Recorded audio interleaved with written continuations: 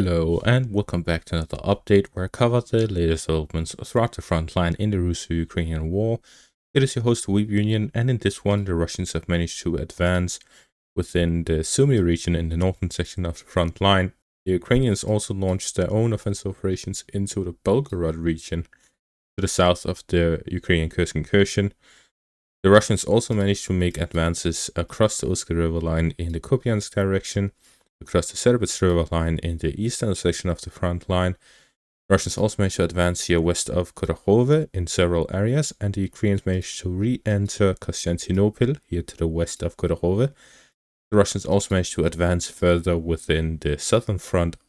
in the Zaporizhia direction, capturing the town of Stepove. Starting out in the Sumi region, the Russians managed to capture further parts of Besivka, the western parts of the river line. The town of Besivka is all under Russian control, while the eastern parts of the town across the river line and forest line remains under Ukrainian control, as we see with this geolocated footage. Based on this, we see that the Russians have managed to secure the western bank of the river line in the Luknia river line in the first initial two towns of Novenka and Besivka. This indicates that the Russians will now launch offensive operations along the eastern bank of the river line and to potentially cross over the river line in several sectors in an attempt to gain control over the eastern parts as well, which will allow them to launch operations towards the main highway and cut off the Ukrainian forces in the Kursk region, and also to advance further down south along the river line towards the town of Luknia. The Russians will also likely focus their efforts on capturing the remaining parts of Sharavka to have a more even front line in the eastern and western directions to cover both river lines, and then to move onwards towards Belgorod. The Ukrainians are attempting to disrupt the Russian offensive operations within the Kursk region and Sumi region by launching their own offensive operations into the Belgorod region, where their targets are the towns of Demidovka, Grafovka, and a third town here to the south. The Ukrainians are here looking to break through the border line and then to enter Russian territory. However, as we see with these pictures and footage, the Ukrainians faced a lot of resistance. We have several pictures of Ukrainian vehicles and infantry that were being targeted by Russian FPV drones and artillery. The Ukrainians also had to pass through several minefields, which affected their ability to spread out their forces. They also had to go through several layers of anti-tank ditches and dragon teeth, and this significantly limited their ability to conduct these offensive operations. And according to Russian sources, all of these offensive forces were wiped out. As we see based on the footage, there were several dozens of armored vehicles and tanks used in this offensive, yet they had yielded no success on the first day. The fighting continued all throughout the first day, which was the 18th of March. The footage I've shared is only a part of what has been released, and this shows exactly how large of an operation it was, yet there are no results so far of the Ukrainians securely passing through the border and deploying their forces in the towns and gaining control of them. However, this may not be the end of these operations, as the Ukrainians have redirected a lot of their forces to the Sumi region to prepare for a Russian offensive, so they can make use of some of these forces for these offensive operations. It is likely somewhere around 1 battalion that has launched offensive operations so far, and the Ukrainians can likely launch several brigades for this. We go to the eastern section of the front line. The Russians have expanded their bridgehead across the Uska river line near the national park here along the Uska river line, where they are fighting through the forest patches in the area. The Russians are here looking to gain full control over the forest patches, which will allow them to flank Kamyanka and cut off their supply lines, and then combined with their forces near Topole in the east and their additional crossing here in the east, they'll be able to attack from the eastern direction, and with their forces from the west, they'll be able to cut off their forces in the western direction and then completely encircle the Ukrainian forces within Kamyanka, gaining control over which will allow an additional crossing with an actual bridge here in the Kamyanka direction and across the Uska river line. In the southern section here near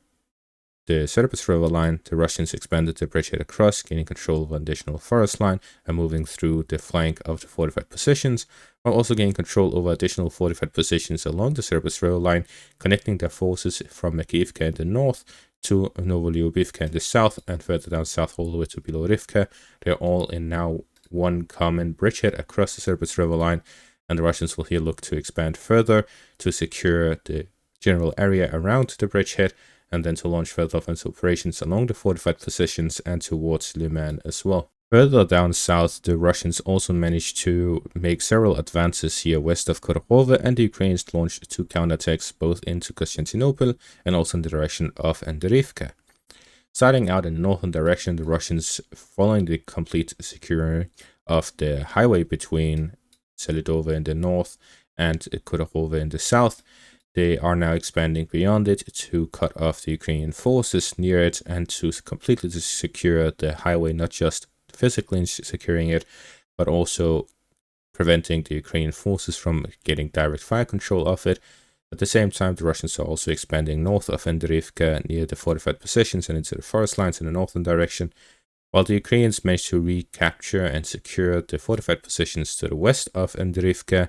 and this forced the Russians back a bit. So we're seeing the fighting going in the northern direction rather than in the western direction to secure the highway, and then following that we'll likely see a restart of offensive operations towards Oleksivka, while the Ukrainians are here trying to prevent the Russians from securing the northern flank by launching some counterattacks and to regain positions within Anderivka. At the same time as they launch counterattacks in the direction of Konstantinopol, as we see with this geolocated footage, the Ukrainians are present both within Anderivka's outskirts and also within Konstantinopol. However, the Russians have also managed to secure the farm area to the southwest of Konstantinopol, further securing the supply route in and out of Konstantinopol, which means that the Ukrainian forces within the town are likely to not last that long, and this will allow the Russians to then move onwards towards Rusliv, as they are now on the northeastern and southeastern flanks of Rusliv, both from the northeast and the southeast, which will allow the Russians to advance from 2 flanks. At the same time, the Russians restarted offensive operations north of Rostelne, where they are fighting in the direction of Behatir, which is an attempt by the Russian forces to attack both from the eastern and southern directions towards the town, which will allow them to then combine an offensive towards both Oleksivka and Behatir by bypassing Rusliv and moving towards these towns along the main highway. This also shows that there's a restart of offensive operations by the Russians here west of Korokhove to advance towards the border area of the Dnipropetrovsk region. Further south in the direction of Zaporizhia, the Russians managed to capture Stepove and several fortified positions within Lobkove and the farm area of the town, gaining control over the areas that are near the highway itself, gaining full control over the highway between Melisherbaki and Vyathatki. With this, the Russians have met with a lot of success in this southern section of the front line and are likely to also gain control over Sherbaki and Melisherbaki in the southern parts, and then move onwards through the town of Lobkove and into Kamyanske to gain control over that as well. We see that the Russians have met with a lot more success in this southern section of the front line than we have previously seen, and this is due to the accomplishments they have made in developing their offensive tactics. And this also shows that the Russian military capabilities have improved over these past years, while the Ukrainian defensive capabilities have taken a hit. We also see it based on the fact that the Ukrainians prioritize offensive operations into the Belgorod region over sending additional reinforcements to other sections of the front line, which are facing heavy Russian onslaughts as they attempt to break through the defensive lines of the Ukrainians, not just in the Donetsk region, but also in the Kharkiv and Zaporizhia regions, not to mention their offensive operations in the Sumi region, yet the Ukrainians continue their offensive operations in other sections of the front line, and even attempting to create a new front line. In other news, there has been another report by Zelensky where he talks of a massive Russian offensive. He talks about it as stating, "We expect Russia's maximum offensive on our territory in the coming months."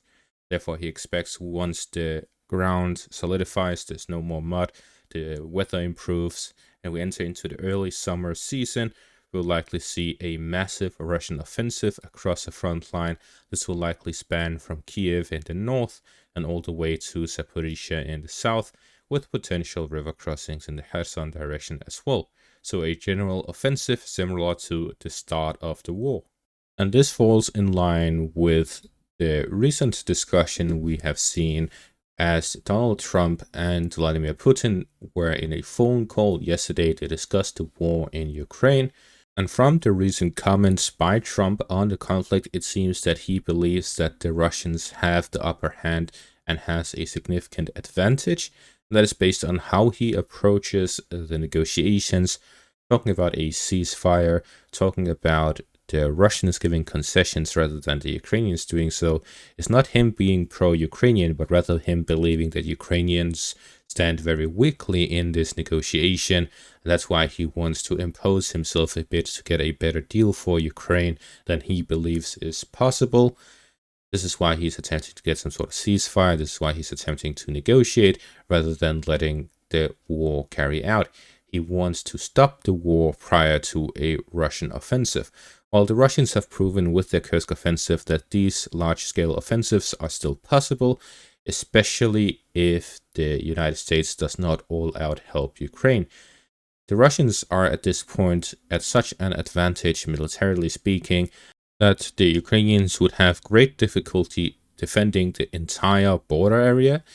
especially since an offensive by the Russians at a new section of the border area would force the Ukrainians to withdraw their forces from other sections, which would create significant gaps when it is on a larger scale in the Ukrainian defenses, and this would allow the Russians to make significant advances in other sections of the front line. This maximum offensive could also not be a complete frontline offensive across entire frontline positions, but it could be more directed in the eastern section of the front line in the Kharkiv and Sumi regions, or potentially even limited to the Kharkiv region and the general southern front line, where they'll be launching offensive operations in the Zaporizhia and Donetsk regions in the south, as well as in the Kharkiv region in the east, to gain control over the flanks such as Izium, the area between